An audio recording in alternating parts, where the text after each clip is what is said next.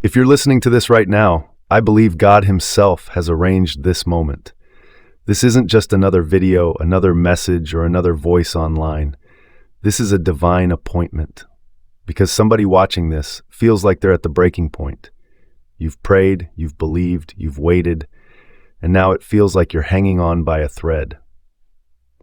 The title of today's word is 5 Signs You're at the Final Stage Before Your Breakthrough, and Why It Hurts So Much. And before we dive in, I need to stop and say this.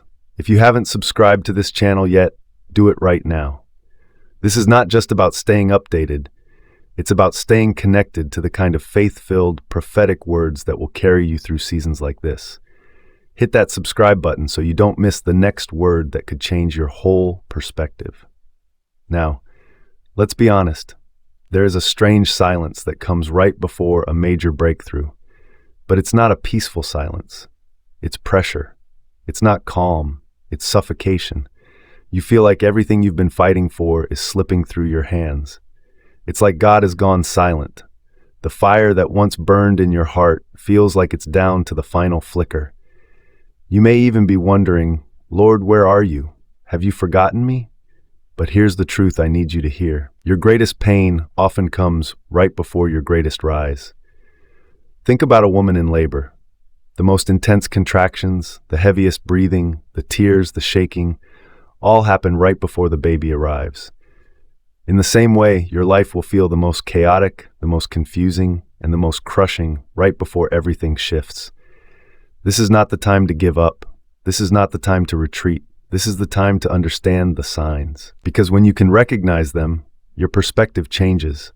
You'll stop seeing your suffering as punishment and start seeing it as the pressure of preparation. Sign 1. Everything you once found comfort in feels empty. There was a time when certain things brought you so much joy. You could spend hours watching your favorite TV shows, talking for long stretches with friends, or doing hobbies you loved. Those things filled you with excitement and comfort.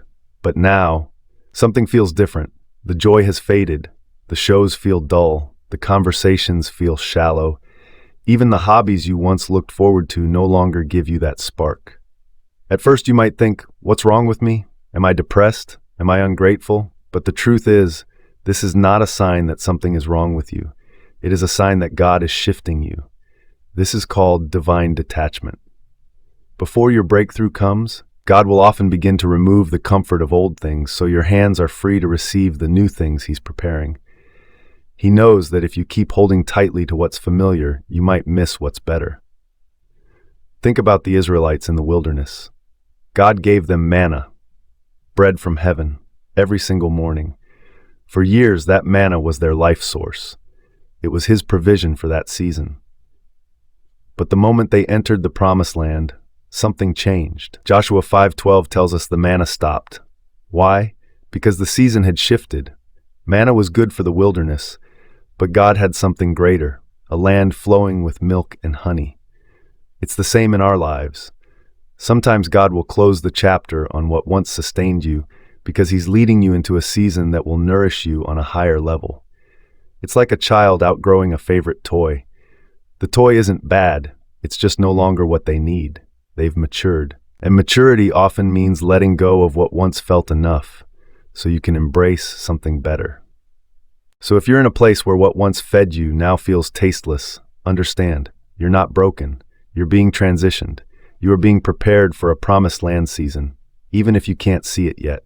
Prophetic declaration, I will not mourn the end of an old season. I will make room for the new.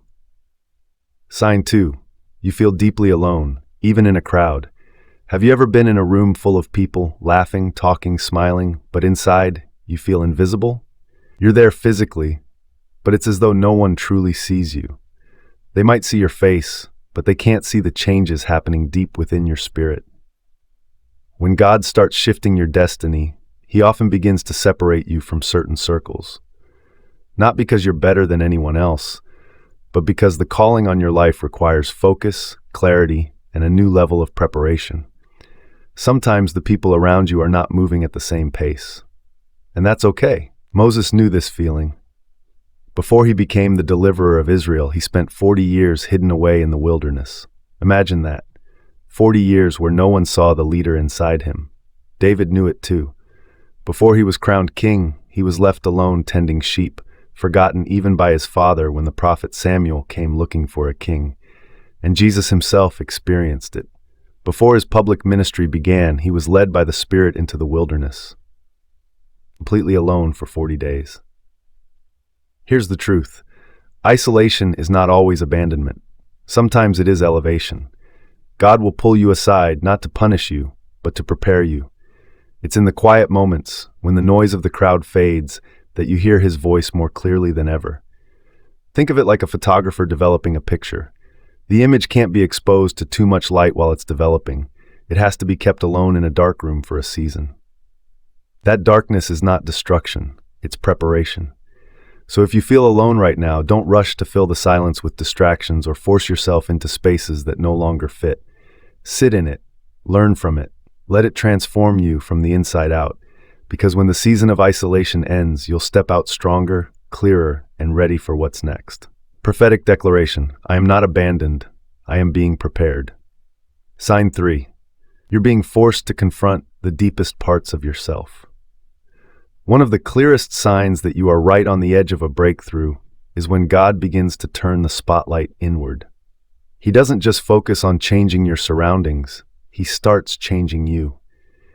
And that's not always easy, because real change often means facing the parts of ourselves we'd rather avoid. This is when God starts revealing the wounds you've been hiding. Maybe it's an old hurt from childhood that you thought you had moved on from. Maybe it's a fear you've kept silent about, but it has been shaping your decisions for years. Or maybe it's a habit you've been secretly fighting, one that has quietly sabotaged your progress. Before God brings you into your new season, he wants you whole, not dragging the old pain, fear, or shame along with you. This happened to Jacob in the Bible. Jacob's name meant deceiver, and for much of his life, he lived up to it. But before God could rename him Israel, the father of a nation, he met Jacob in the most intense moment of his life. Genesis 32:24-28 tells us Jacob wrestled with God all night. This wasn't just a physical struggle, it was an inner battle. By morning, Jacob was changed forever. He left that place with a blessing, yes, but also with a limp, a permanent reminder of the transformation that had taken place inside him. Sometimes God will allow us to wrestle with ourselves, our past, and even with him. It's not to humiliate us, but to heal us. He wants you to walk into the next season not pretending to be healed, but actually healed. And yes, this process is deeply uncomfortable. Memories you thought were buried suddenly come flooding back. You might feel old emotions like shame, anger, or regret rising to the surface. It can feel like you're going backward, but this isn't regression, it's revelation. God is showing you what he wants to heal before he promotes you. Think of it like cleaning a wound before bandaging it. If the wound isn't properly cleaned, it might look fine on the outside, but infection will spread underneath. God loves you too much to let you enter your new season with an unhealed heart. Prophetic declaration: I will face my reflection and step into my transformation. Sign 4. Everything seems to be falling apart faster than you can fix it. It's a strange feeling. One thing goes wrong, and before you can fix it, another thing breaks. The job ends unexpectedly. The relationship you thought was stable begins to crumble. The opportunity you were excited about suddenly disappears. People you trusted start distancing themselves, or walking away altogether. And in the middle of it all, you're thinking, God, what is happening? Why is everything collapsing at the same time? But here's the truth. Sometimes what looks like destruction is actually divine construction. In the spirit, it's as if the Lord is saying, I am not destroying you. I am removing what cannot carry you into the promise. Before Noah could step into a new world, the old world had to be completely cleared by the flood. God wasn't just protecting Noah from danger, he was creating a brand new beginning. Before Gideon could win his battle, God reduced his army from 32,000 men to just 300. Judges 7:2-7. Imagine how terrifying that must have felt. From a human perspective, it looked like God was making victory impossible, but in reality, he was setting the stage for a miracle so big that no one could take credit except him. Sometimes God does not stop to ask for your permission. when he's removing things that can't go with you into the next season. He just clears them out. Yes, it's painful. Yes, it feels like loss, but it's necessary. It's like a gardener pruning a tree.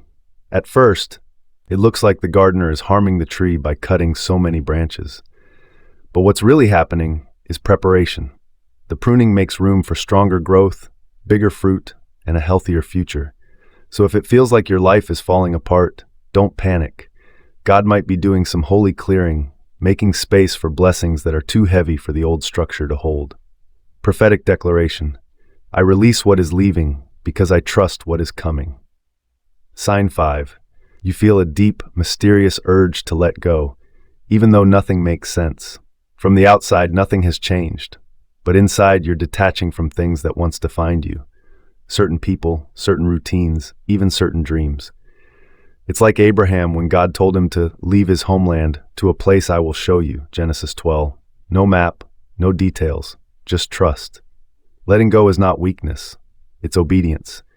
It's the way we step into the blessings we've been praying for. And yes, it's scary. But here's the truth. Faith will always call you to step before you see.